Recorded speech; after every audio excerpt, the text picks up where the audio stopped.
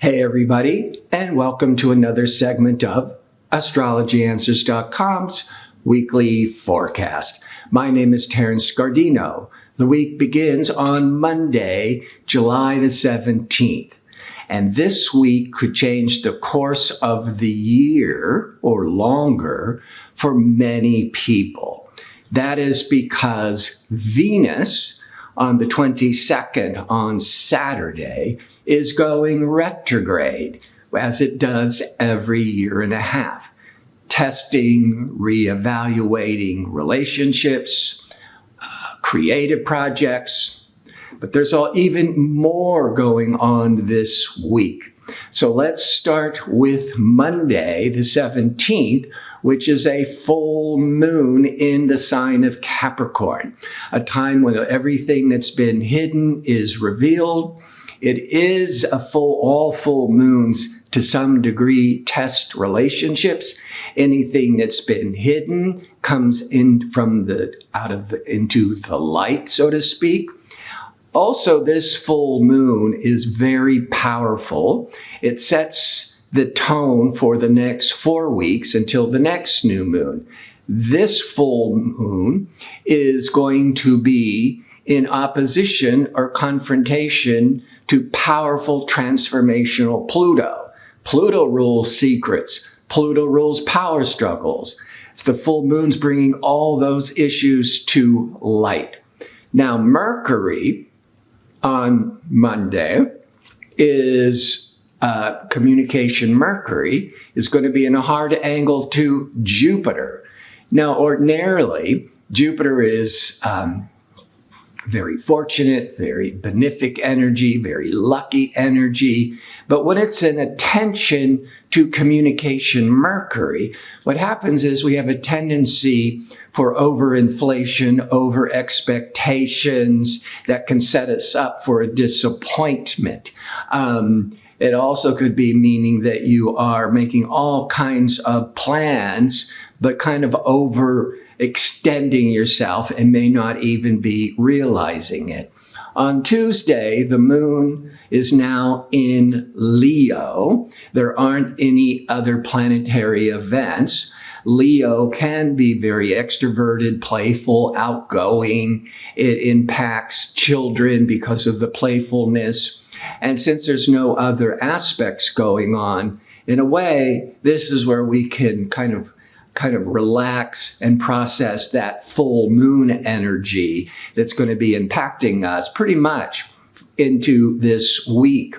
On Wednesday, as the moon is in Leo, it's only going to be making one aspect, some tension to unpredictable, rebellious Uranus. Now that's around early evening Pacific daylight time. On the positive, you're able to get out of any stuck old routines. In the less desirable, this could indicate being really emotionally anxious or being upset from unexpected surprises.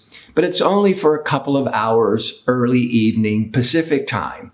On Thursday, the moon continues in Leo, but will be void of course from 7:09 a.m. to 10:13 a.m. Pacific time. The void of course, it's very unproductive, flat energy. You wouldn't want to be launching any major new projects, starting a new job, starting any kind of new event, because when you do a chart for the outcome of that event and the moon's void of course, the energy is kind of flat. Now, Thursday, when the moon goes into more sensible, practical Virgo at 10:13 a.m. Pacific time, this will help because Mars, warrior, aggressive, ambitious Mars, once every 2 years will be in opposition to restricted Saturn. Saturn can also represent government, and Mars can represent war.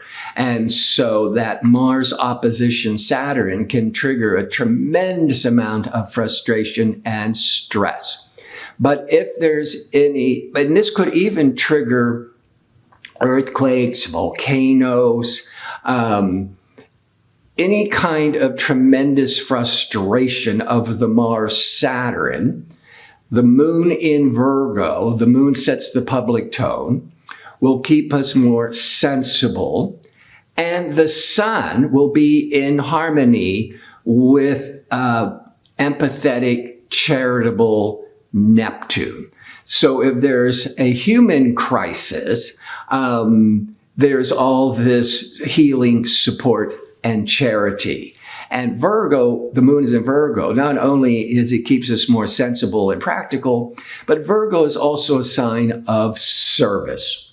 On Friday, as the moon continues in Virgo, the moon will be in harmony with expansive, lucky, optimistic Jupiter around noon to 1 p.m. Pacific time.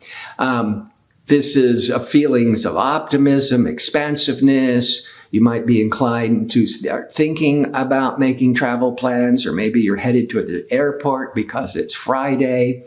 But also the sun is opposite Pluto once a year, opposite confrontation, interacting with others.